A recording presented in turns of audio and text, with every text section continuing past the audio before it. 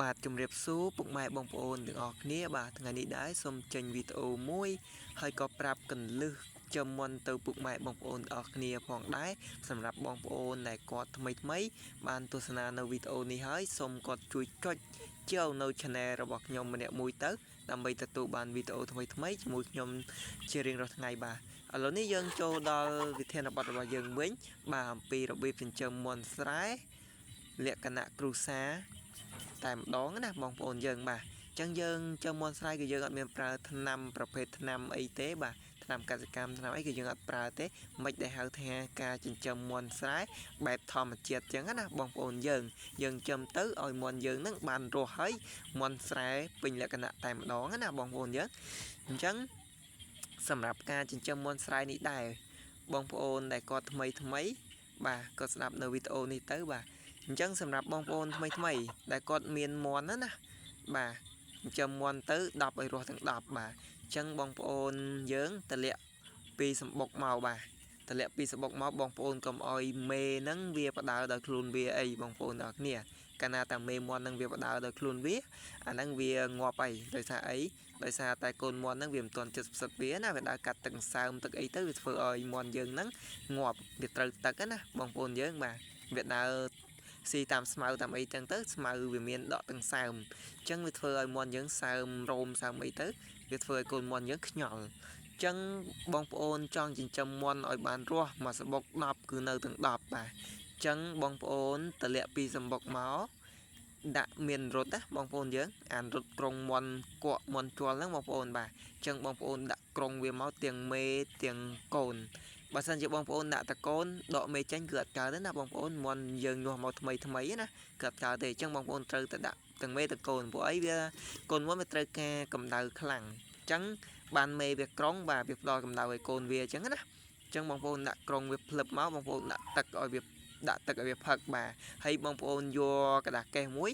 ក្រាលនៅក្នុងនឹងទៅដើម្បីឲ្យមេវាហ្នឹងបង្រៀនកូនហ្នឹងស៊ីចំណីអញ្ចឹងបងប្អូនឲ្យស៊ីចំណីកូនមាន់ណាបងប្អូនអញ្ចឹងចំណីកូនមាន់បងប្អូនត្រូវតែរកទិញចំណីណាដែលមានគុណភាពមិនផុតកំណត់មិនហួសកំណត់អីចឹងណាហើយមិនផ្អូមអញ្ចឹងបងប្អូនដាក់ចំណីហ្នឹងឲ្យវាស៊ីកុំឲ្យចំណីហ្នឹងផ្អូមឬមួយក៏ផ្អួលគឺអត់បានទេបងប្អូនអញ្ចឹងបងប្អូនដាក់ក្រាលលើกระดาษកេសហ្នឹងហើយបរិយាឲ្យវាស៊ីដើម្បីឲ្យមេហ្នឹងបរិញ្ញាកូននឹងស៊ីព្រោះអីវាញាស់មកភ្លាមកូនមាន់វាអត់ទាន់ចេះស៊ីបងប្អូនអញ្ចឹងបងប្អូនដាក់ក្រុងមេនឹងកូនហ្នឹងរយៈពេល1អាទិត្យទៅបន្ទាប់មកទៀតបងប្អូននឹងដកមេវាចេញមកក្រៅអញ្ចឹងបងប្អូនឲ្យតែកូនមាន់ហ្នឹងស៊ីទៅបានហើយព្រោះអីមួយអាទិត្យវាចេះស៊ីចំណីហើយអញ្ចឹងនៅពេលយប់ឡើងបងប្អូនត្រូវតែចាប់មេវាហ្នឹងណាបងប្អូនចាប់មេវាដាក់ចូលទៅក្នុងហ្នឹងដើម្បីឲ្យវាក្រុងកូនវាហ្នឹងណាដើម្បីឲ្យវាមានកម្ដៅបើសិនជាយើងអត់បានចាប់មេចេញហើយយើងអត់បានចាប់មេវាចូលវិញទេអាហ្នឹងវាធ្វើឲ្យកូនមាន់ហ្នឹងវាត្រជាក់វាធ្វើឲ្យវាគៀងបេះដូងកូនមាន់យើងរងាគៀងបេះដូងធ្វើឲ្យ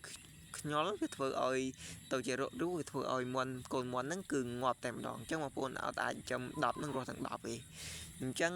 បងប្អូនដាក់អញ្ចឹងរហូតទៅដល់រយៈពេលវាធំណាបងប្អូនបាទរយៈពេលវាធំហ្នឹងគឺរយៈពេលមាន់យើងហ្នឹង29ថ្ងៃណាបងប្អូនចាប់ដាក់ទៅបងប្អូនបាទ29ថ្ងៃមាន់ហ្នឹងវាអាចនឹងដុះស្លាប់ហើយវារាំងដុះស្លាប់ចិត្តហើយអញ្ចឹងបងប្អូនយើងដកមេនឹងចេញមកក៏បានដែរបងប្អូនបាទយើងដកមេវាចេញមកយើងមិនបាច់ដាក់